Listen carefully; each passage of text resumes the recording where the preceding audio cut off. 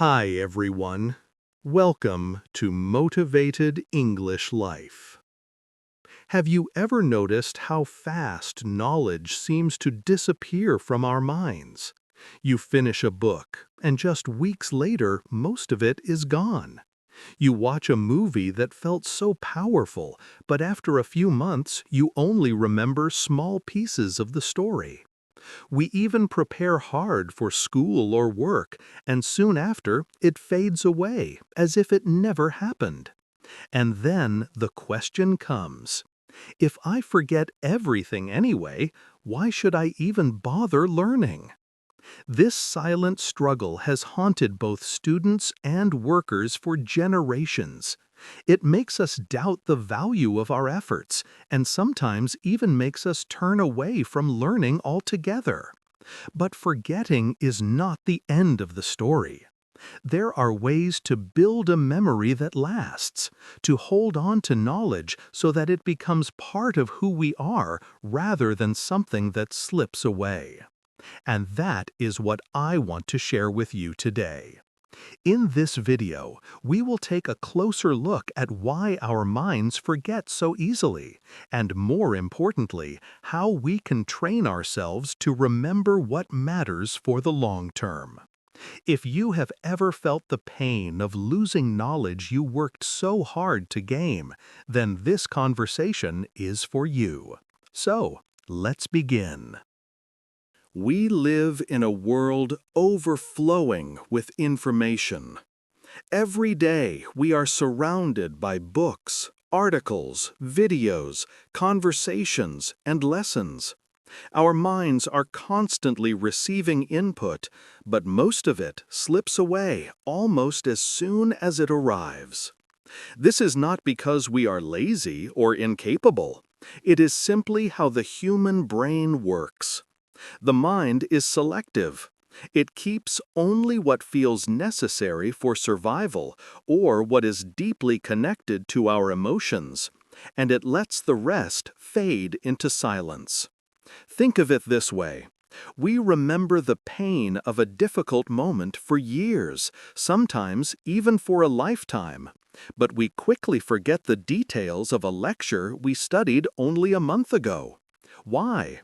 Because pain forces us to recall it again and again, while knowledge is often left untouched after the first encounter. Memory is like a muscle. It grows strong with repetition, but it weakens when neglected. This is why so many people feel discouraged. They try hard to learn, yet the results vanish like water through their hands. But the truth is, forgetting does not mean failure. It is only a signal that our learning methods need to change. If we learn how to work with the natural rhythms of memory instead of fighting against them, we can hold on to knowledge in a way that lasts.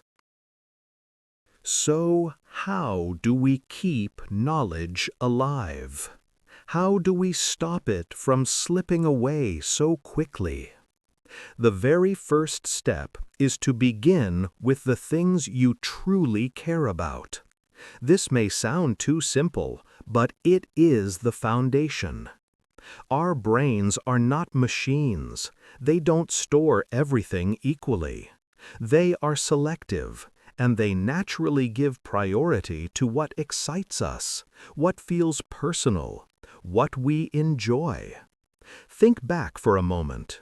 You might have forgotten most of the details from your old school lessons, but you can still remember the lyrics of your favorite song, even though you learned it years ago. Or you might not recall much from a textbook you worked hard to finish, yet you can remember exactly who won the championship in a sport you follow, or a scene from a movie you loved as a teenager. It's not about intelligence, it's about interest. When something matters to us, our memory holds on to it. This is why starting with what you like is so important. If you force yourself to study only the things that feel boring or distant, you'll struggle to keep them in your mind. But if you begin with the subjects that spark curiosity, you'll see how much easier it becomes to remember. Maybe you love cooking. Then read recipes, watch cooking shows, or try new dishes. Maybe you're passionate about travel. Then read articles about new destinations, watch documentaries, or listen to travelers share their stories.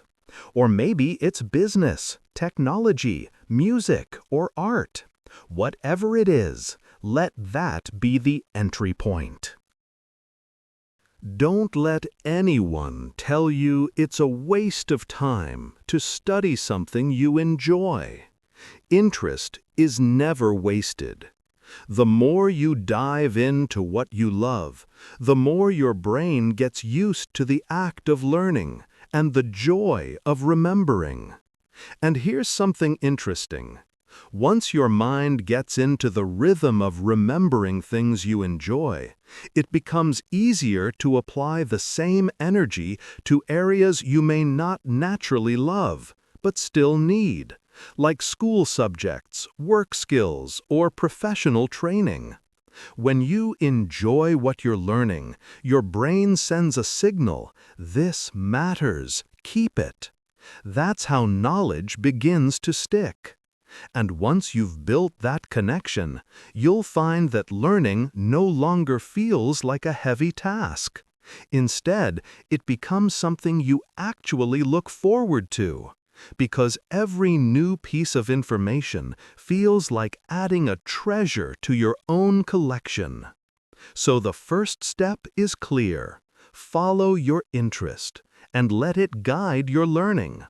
From there, we can move into the next step: how to take what we enjoy and turn it into something that stays with us for the long run. Once you've started with the things you truly enjoy, the next step is to decide how you bring that knowledge into your life. Because the way we receive information makes a huge difference in how long it stays with us. Too often, we treat learning like a race. We rush through a book just to say we finished it, or we play a video in the background while scrolling on our phone. That's not real learning. That's just letting information pass by. To make knowledge stick, we need to slow down and give it our full attention. Think of it like eating. If you swallow food too quickly, you barely taste it, and your body struggles to digest it. But when you eat slowly, you enjoy every bite, and your body absorbs the nutrients better. Learning works in the same way. If you rush, the knowledge slips away. If you take your time, it sinks in and becomes part of you. There are many ways to do this. You can sit quietly and read without distraction, underlining or highlighting the parts that speak to you. You can listen to a podcast while walking and then pause to reflect on what was said. You can watch a documentary and stop halfway to think about the scene that struck you most. What matters is not how fast you move through the material, but how much attention you give it. And don't limit yourself to only one source. The more ways you connect with a topic, the stronger it stays in your mind. If you love history, don't just read about it. Watch a movie, listen to an audiobook, visit a museum if you can, or even talk to friends about what you've learned. Every new angle reinforces the memory, like adding extra threads to a rope to make it stronger. This step may sound simple, but it changes everything. Because when you slow down, focus, and let yourself absorb knowledge in different ways, you stop treating learning as a task to finish and start experiencing it as a journey to enjoy. And that joy is what makes the memory last. So first, we choose what we love. Second, we take the time to really receive it, to pay attention, and to connect with it in more than one way. Now the final step is to make sure all of this doesn't fade away with time. And that's where the real magic happens. And now we come to the final step. The step that turns short-term knowledge into long-term memory. This is the moment when we take what we have learned and bring it back into our mind again and again until it becomes part of us. In simple words, this step is about recalling. Think about painful memories. Many of us can't forget them, not because our brain is perfect, but because we replay them in our mind over and over. The same principle works with learning. The more often we bring a piece of knowledge back into our thoughts, the deeper it sinks into our memory. So, after you read a chapter in a book, or finish a movie, or listen to a podcast, don't just move on. Take a few minutes to stop and ask yourself, what part of this really stayed with me?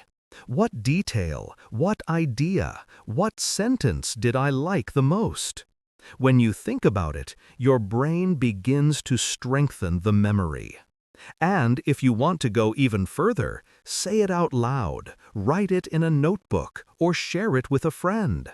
Each time you recall it, the memory becomes clearer and more lasting. You don't need to remember everything. That's impossible. All you need is to keep one or two meaningful points each time. Imagine reading a 300-page book and finding just one valuable idea in every few pages. By the end, you'll have dozens of lessons that will stay with you for years. And because you paused to recall them, those ideas won't disappear like passing clouds. They'll stay like landmarks in your memory. The same goes for videos, conversations, or even a meeting at work. When it's over, take a short walk, sit quietly, or open your journal and ask yourself, what is the one thing I want to remember from this? That simple act of recall transforms the information from something temporary into something permanent. When you practice this step again and again, you'll notice something surprising. Your memory becomes sharper, your understanding becomes deeper, and more importantly, your learning becomes truly yours. Not just words on a page or voices in a video, but part of the way you see the world. So, my friends, we've come to the end of today's talk. We started by looking at why we forget so much. And then we explored 3 simple ways to change that. Begin with what you love. Slow down and truly take in the knowledge. And finally, recall it often so it becomes part of you. These are not complicated tricks. They are simple habits, but they can change the way you learn, the way you remember, and even the way you live. If you've ever felt frustrated because knowledge kept slipping away, I hope this gives you hope. You don't have to lose what you learn. With the right approach, your memory can hold on to the lessons that matter most, and those lessons can guide you for years to come. Thank you so much for spending this time with me here on Motivated English Life. If you found value in this video, I invite you to subscribe, share it with someone who might need it, and come back next time for more encouragement and practical lessons. Until then, keep learning, keep growing, and remember, every step you take brings you closer to the life you want to live.